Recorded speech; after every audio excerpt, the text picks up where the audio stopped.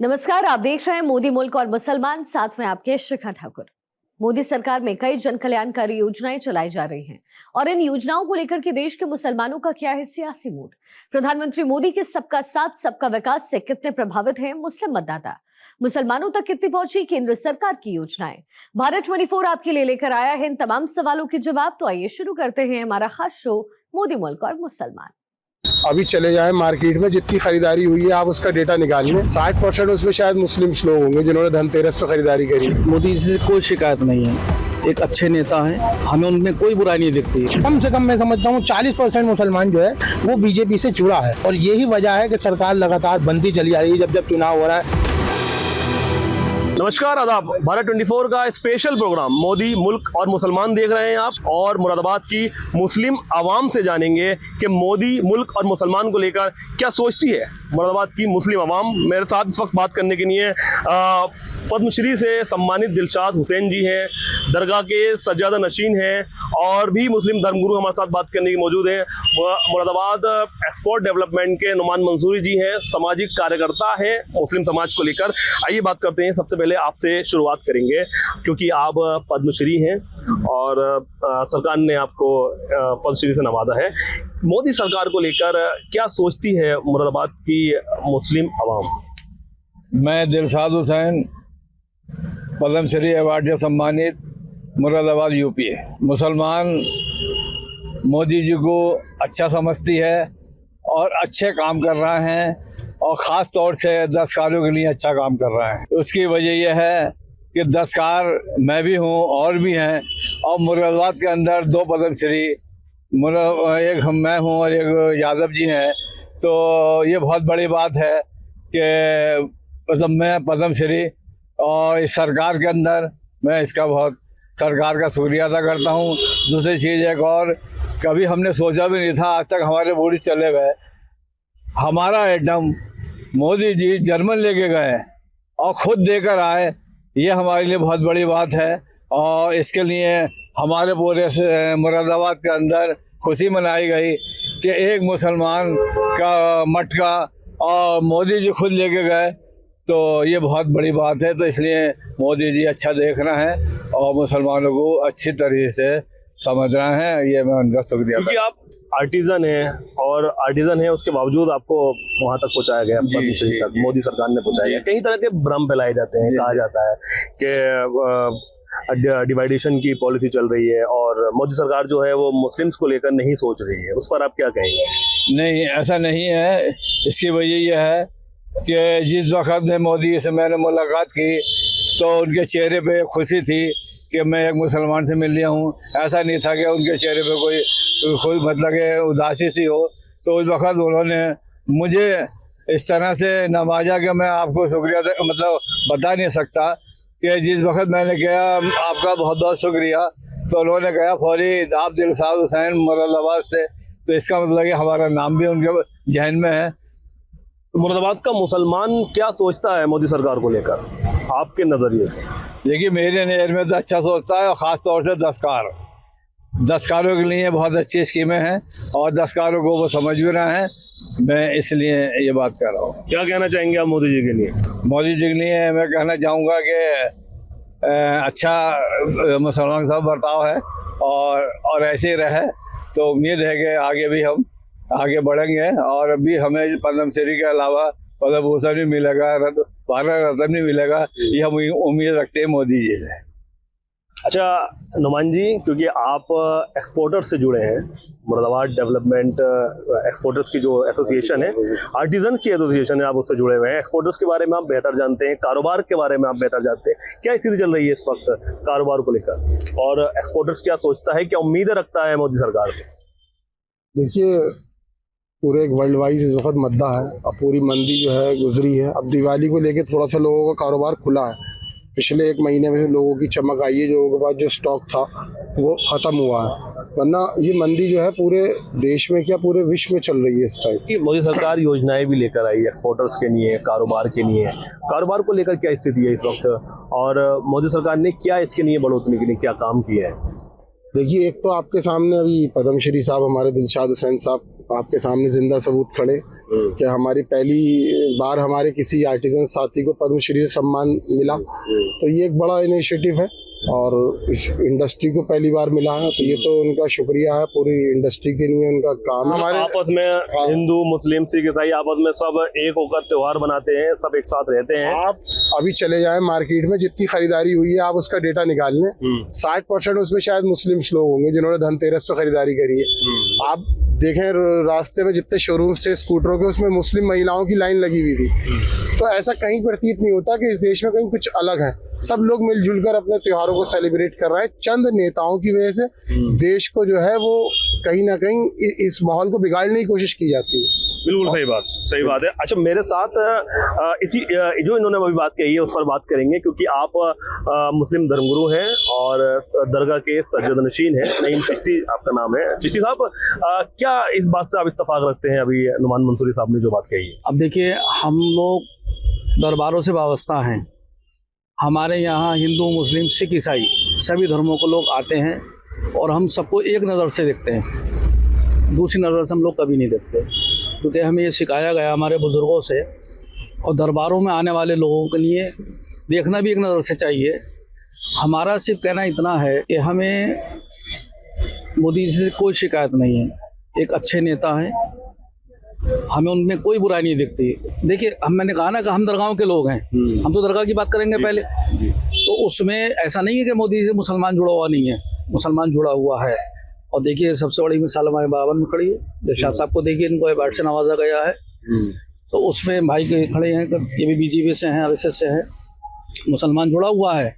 हमारी जाति उनसे ना तो कोई तकलीफ है और ना ही उनसे हमें कोई तकलीफ पहुंची है, ना कोई पहुंचेगी। मुस्लिम्स को लेकर कई तरह की योजनाएं भी आई, शिक्षा को लेकर कैसा काम किया गया, सुरक्षा को लेकर कैसा काम किया गया, हेल्थ को लेकर क्या काम किया गया? नहीं, खैर ये काम तो खैर अच्छे हो रहे हैं, सुरक्षा भी है और क्राइम भी कम है, ऐसी बात नहीं है, ध्यान भी दिया जा रहा है, विकास भी हो रहा है, जो बात सही है बिल्कुल। शिक्षा को लेकर शिक्षा भी अच्छी है, काम चल रहा है, ऐसी बात नहीं है। देखिए, हमारा सवाल है मोदी मुल्क और मुसलमान। मोदी सरकार को लेकर हमें मोदी से कोई शिकायत नहीं है, हमें उनसे कोई शिकायत नहीं, बिल्कुल। लेकिन बता रहा हूँ ना, हम दरबार के आदमी हैं, हमारे यहाँ तो सबक ही दिया जाता है कि हमें सबको एक कैसे करना है, एक जगह में सबको कैसे बिठाना। हमारी सोच तो ये साहब कि हिंदू भाई के घर में कोई प्रोग्राम है तो जाकर हम उनके प्लेट में खाना खाए, हमारे यहाँ कोई प्रोग्राम हो तो हमारा हिंदू भाई हमारा आके प्लेट में खाना खाए। हमारी सोच तो ये है और हमेशा कायम रहे। ये बहुत अच्छा खूबसूरत मुल्क है हमारा, रहने वाले सब बहुत खूबसूरत हैं, बहुत अच्छी सोच के हैं। जहाँ तक आपका सवाल है कि मोदी जी का ताल्लुक है, तो मोदी जी अच्छे इंसान है, इसमें कोई दो राय वाली बात नहीं है। और मगर जहाँ तक जैसे कि हमारे सरपरस्त आली जनाब नईम चिश्ती साहब ने कहा कि हम दरगाहों से जुड़े हुए लोग हैं और दरगाहों पर जब लंगर होता है, दरगाहों पर जब चादरें पेश होती हैं, दरगाहों पर जब मन्नतें मांगी जाती हैं, तो वहाँ पर ये नहीं देखा जाता कि कौन हिंदू है कौन मुसलमान है, और सबकी मुरादें पूरी होती हैं। बहुत खुशी हुई थी जब मोदी जी ने ख्वाजा गरीब नवाज सरकार में चादर पेश की थी, और यही है कि मुसलमान इससे जुड़ना चाहता है। मैं समझता हूँ आज कम से कम 40% मुसलमान जो है वो बीजेपी से जुड़ा है, और यही वजह है कि सरकार लगातार बनती चली आ रही है। जब चुनाव हो रहा है बढ़ चढ़ के जो है बीजेपी आ रही है। देखिए, मुरादाबाद में मोदी मुसलमान और सरकार जी, मोदी सरकार ने जो स्कीमें दी हैं, देखिए पहली बार मुरादाबाद में अगर आप पूरे मुरादाबाद मंडल का करेंगे तो 32 मुसलमान लड़के PCS IPS IAS में आए हैं। ये 2014 से 2024 तक का आंकड़ा है। तो मुसलमान को कहीं ना कहीं अब और नीचे आइए, अगर आप सर्वे करेंगे तो मेडिकल में और जो भर्ती हुई है पुलिस में पिछले 10 साल में, उसमें मुसलमान काफ़ी लड़के आए हैं। और आप पता करेंगे गलशहीद के 2 सगे भाई ऐसे मतलब SI में हैं, और बहुत लोग हैं, क्योंकि हमें तो आंकड़े रखने पड़ते हैं ना, क्योंकि हमें आप जैसे लोगों से ये सवाल भी देने हैं कि मुसलमान हो। तीसरी सबसे बड़ी बात है, 2014 से मुरादाबाद में 3 बड़ी स्कीम आई। एक ट्रेन चली है, लोग बात कहते हैं खतों से ट्रेन चलती, खतों से ट्रेनें नहीं चलती हैं। एक ट्रेन चली, एक यूनिवर्सिटी आई जिसमें सभी बच्चे पढ़ेंगे, शिक्षा पे भी काम हुआ। एक एयरपोर्ट खुला, जो हमारे अभी भाई ने कहा कि एक्सपोर्ट पे बढ़ावा पाएगा। ये तो 3 बड़ी स्कीमें थी जो सिर्फ मुरादाबाद के बारे में मैं आपको बता रहा हूँ। और इसके नीचे आएंगे तो मुरादाबाद एक स्मार्ट सिटी बना है, जिसमें जैसे कि हम यहाँ कहते हैं कि मुसलमान 60% मुस्लिम आबादी का है, मुस्लिम एक्सपोर्टर हैं, कारखानेदार, तो पहचान तो उनकी बड़ी, जब उनके कोई मिलने वाले आता तो स्मार्ट सिटी देख के स्टेशन से ही पता चलता है कि यार ये शहर जो है वो सही है। अब बात आती है रोजगार की। मैं नहीं समझता कि रोजगार में कहीं कोई कमी आई हो। ये एक आम बात हो गई है कि रोजगार की है। क्या हमारे शहर में किसी ने कोई खुदकशी करी? नहीं करी, नहीं है तो कहाँ परेशान है। आज परचेजिंग में देखिए आप, मुसलमान माशाल्लाह हमारी बुरखे की लाइन लगी रहती है, जितनी हमारी हिंदू सनातन बहनें उतनी हमारी इस्लाम की बहनें। तो ऐसा तो ये सब एक सियासी हथकंडा है, लेकिन मुसलमान बहुत खुश है। और मैं भारतीय जनता पार्टी में पिछले 44 साल से हूँ और पिछले 26 साल से मैं संघ में हूँ। संघ का एक मुसलमानों में काम करता है विंग है मुस्लिम राष्ट्रीय मंच में, उसका राष्ट्रीय संयोजक हूँ और मदरसा और छात्र प्रकोष्ठ। इसके जो मार्गदर्शक हैं वो गुरुवार इंद्रेश कुमार हैं, जो संघ के एक बड़े प्रचारक हैं और कार्यकारिणी सदस्य हैं। फिर भी आरोप लगता है मोदी सरकार पे कि कहीं ना कहीं भेदभाव करती है। नहीं, भेदभाव कहीं कहाँ करती है आप मुझे बताएं। मैंने अभी आपको सर्विसों में बताया, कोई भी है, मैं आपको एड्रेस दे सकता हूँ उन लोगों के। हमारे बिजनौर तो नंबर 1 है, हमारा मुरादाबाद तो बहुत पीछे है, लेकिन बिजनौर के हमारे जो मुस्लिम बच्चे हैं वो IAS IPS में बहुत तेजी से आए कि खानदान के 3-3 4-4 आए हैं, आज भी हैं। अभी जो योगी जी आए थे, उन्होंने DSP की जो ये पासिंग परेड करी थी, उसमें हमारे 4 मुसलमान हैं, ये अपने ही जनपद के। तो भाई साहब भेदभाव तो कहीं नहीं है, लेकिन जब आदमी अप्लाई करेगा, देखिए 4 आए, अप्लाई कितने करा था आप मुझसे ये पूछें, अप्लाई किया था 8 लोगों ने, कितनों ने किया था। हम 5% से ज्यादा इंटर से ऊपर नहीं पढ़ पड़ते। मुसलमानों की पढ़ाई की जो रेशो है बहुत घट गया है। तो एक बड़ा बेहतर बात कही है इन्होंने कि जो मुस्लिम्स का एजुकेशन का जो रेशो है वो कम है, उसके बाद बात की जाती है कि नौकरी नहीं लग रही। क्या कहेंगे इस पर? और जितना रेशो था उसको नौकरियां दी गई हैं, इनका भी कहना है। देखिए, नौकरी तो जब मिलेगी जब हम लोग मेहनत करेंगे, जब हमारे वालिदैन ध्यान नहीं देंगे और हमारा इस पे जोर नहीं होगा तो जितना भी हैसियत के हिसाब होगी उस हैसियत के हिसाब से काम मिलेगा। इसमें तो दोष गवर्नमेंट को नहीं देना चाहिए ना। अगर हम मेहनत करेंगे, बच्चों को पढ़ाएंगे लिखाएंगे, सब कुछ करेंगे, तो फिर उनका नंबर भी आएगा, उनका नाम भी आएगा।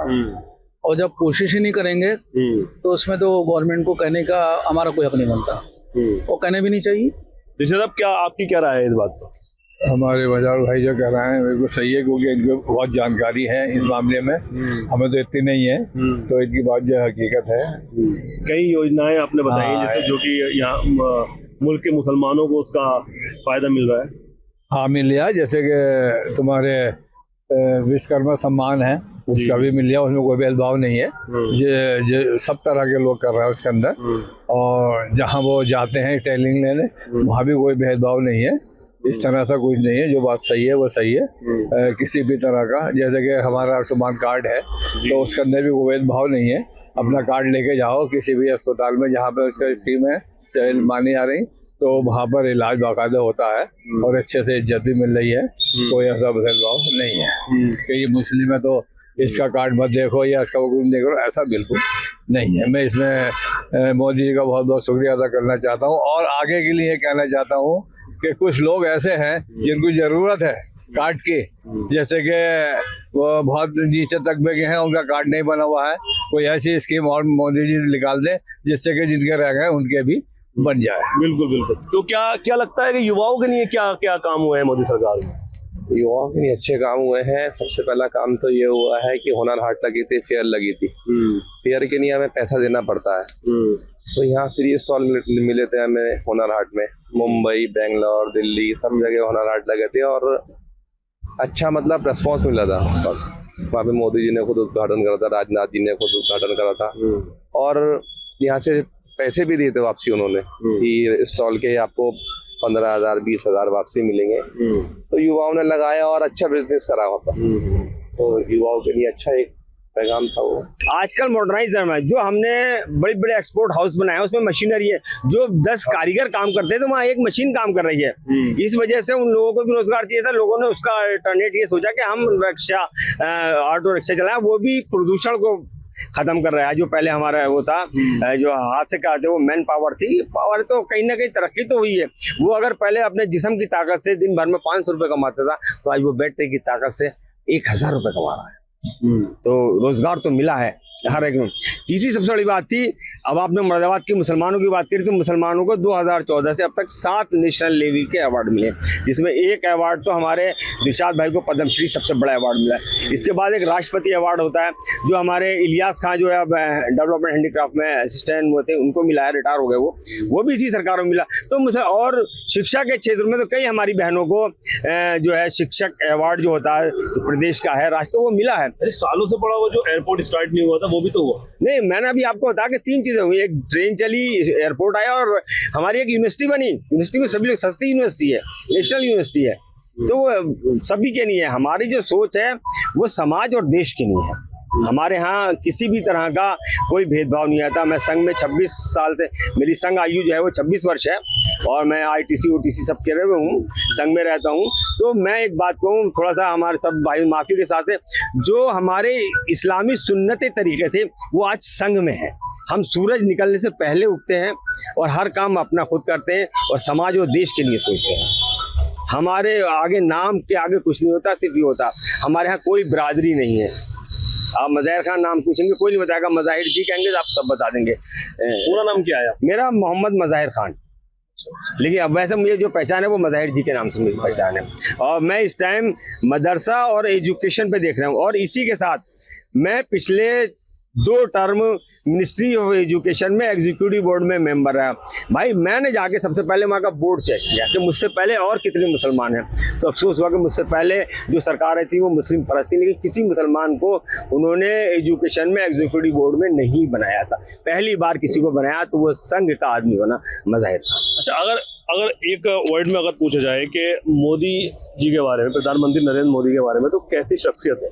जी, मोदी जी बहुत अच्छी शख्सियत है। जो अपराध करता है उसके घर टूटते हैं, चाहे वो किसी भी समाज का हो। उसमें अगर आप सर्वे करेंगे, नहीं तो आप मुझसे पूछे, मैं बताऊंगा आपको, मुरादाबाद मंडल में या पूरे उत्तर प्रदेश में जितने अगर मुसलमानों को टूटे हैं तो उसमें हमारे और समाज के लोग, चाहे वो ठाकुर हो, पंडित हो।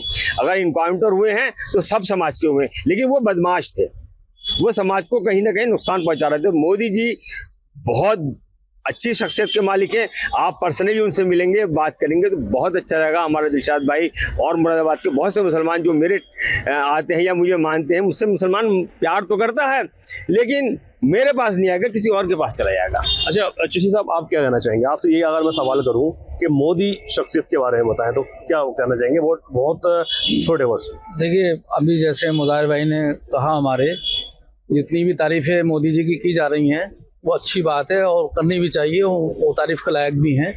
मैं भी उनकी तारीफ़ करता हूँ। मुफ्ती साहब, आप क्या कहना चाहेंगे? अगर एक वर्ड पे बात करें कि मोदी के बारे में क्या सोचता है मुसलमान, कैसी शख्सियत है? मैंने पहले ही लाइन बोली थी जिसमें मैंने बताया कि मोदी जी अच्छी शख्सियत के मालिक हैं, और मोदी जी की शख्सियत कितनी अच्छी है इसमें कोई दो राय वाली बात नहीं है कि वहाँ से कोई भेदभाव नहीं है। लेकिन नीचे स्तर पर जब आए और योजनाओं का जहाँ तक लाभ का ताल्लुक है, योजनाओं में भी बहुत सी योजनाएं ऐसी हैं जिसका मुसलमानों को भी लाभ मिल रहा है और सभी जातियों को मिल रहा है। और ऐसा नहीं है अभी जैसे यहाँ पे ये क्या नाम है, मोदी जी विकास वाला ये मकानों वाला योजनाएं थी, तमाम इसमें हिंदू को भी मिले हैं मकान, मुसलमानों को भी मिले, सिख को भी मिले, ईसाई को भी मिले। तो यहाँ पर तो कोई भेदभाव नहीं है। 3 तलाक जो खत्म की गई है, ये भी मोदी सरकार ने खत्म की है।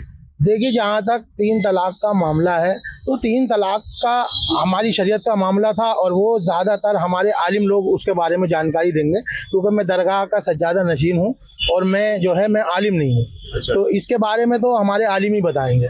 मतलब मुस्लिम महिलाओं को फायदा हुआ 3 तलाक से? महिलाओं को भाई साहब देखिए, 2 बड़े फैसले करे मोदी सरकार ने।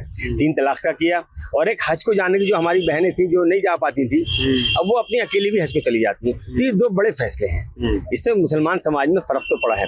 अब हम माने या नहीं माने, मुस्लिम वोट तो मोदी जी को मिल ही रहा है, चाहे भले ही वो 4% मिले या 5% मिले। हम वोट की राजनीति कर भी नहीं रहे, हम समाज को आगे बढ़ा रहे हैं। हमारी जो है तालीम, तहजीब और तरक्की। और आज मैं आपको बता दूं, मुस्लिम राष्ट्रीय मंच जो संघ का एक अनुषंगी संगठन है, जिसको गुरुवर इंद्रेश कुमार मार्गदर्शक हैं, वो आज हिंदुस्तान का सबसे बड़ा मुस्लिम संगठन है। हमारे पास 5.5 लाख मुस्लिम उसके कार्यकर्ता हैं और 312 जिलों में हम स्टेबल हैं इस टाइम हिंदुस्तान के 22 स्टेट्स में और कैपिटल सैनिटरी में है। तो और उसका लीडर कौन है ये देखें आप, उसका लीडर जो पिछले 24 साल से चला रहा है वो इंद्रेश कुमार, जो संघ का एक बड़ा हुआ है। आज तक कभी आप मुस्लिम जुड़ा नहीं, मुस्लिम बहुत बड़े काम किए हमने। हमारा नारा है तालीम, तहजीब और तरक्की। आधी रोटी खाएंगे, बच्चों को पढ़ाएंगे, ये हमने कहा है। आज मुसलमान हर हमारा जो बड़े बड़े दरगाह हैं, बड़े बड़े हमारे उलमा हैं, वो कहते हैं बच्चों को पढ़ाओ। भाई 60 साल से तुमने क्यों नहीं इस कौम को नहीं कोई डिग्री कॉलेज नहीं खोला, कोई इंटर कॉलेज नहीं खोला। एक संस्था 2023 में बनी थी, एक संस्था 2025 में बनी थी। 2025 में जो बनी थी उसकी लाखों स्कूल हैं, 2023 में जो बनी थी उनके मेरे ख्याल से पोरों पे भी स्कूल नहीं है। तो ये तो हमारी है, जिसके मैं किसी को दोष नहीं देता। इसमें हमारे बड़े लीडर भी दोषी हैं और हमारा मुस्लिम समाज भी है। आज मुरादाबाद का आप सर्वे करेंगे तो जितनी दुकानें खाने की खुली हैं मुसलमानों की, हर मोहल्ले को खाने का एक हब बना दिया गया। क्या किसी में कोई मुस्लिम कोई लाइब्रेरी है जहाँ वो पढ़ सके कि हमारी दुनिया में क्या हो रहा है, हमारे शहर में क्या हो रहा है? कोई स्कूल खुला है? अच्छा, अगर हमारे सनातन भाई मतलब मुझे माफ करना कहना चाहिए गोकुलदास, प्रताप सिंह और ये सब स्कूल नहीं खोलते तो हमारी बच्ची कहाँ जाती?